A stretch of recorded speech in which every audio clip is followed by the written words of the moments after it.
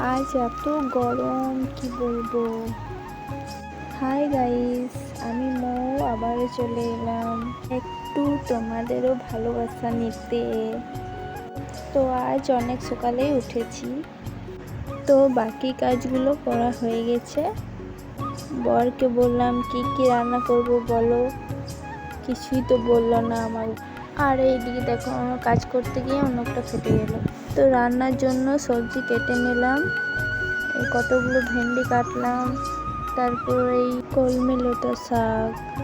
শাকের তো কোনো গল্পই নেই, সবাই পছন্দ করে। আর বাবা মাছ এনেছিল সকালে, বরকে দিয়েছি 2 পিস টিফিনে ভাজা করে। এখন ভেন্ডিগুলো ভেজে নিচ্ছি,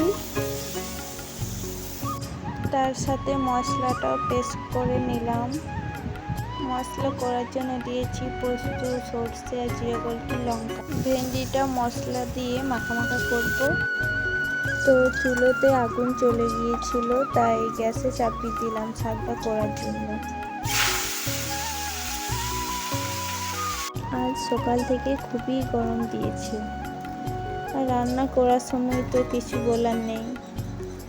সংসারে এত কাজ বললে শেষ হবে না। তো রান্না বান্না হয়ে যাওয়ার পর অল্প খাবারও নিয়ে নিলাম।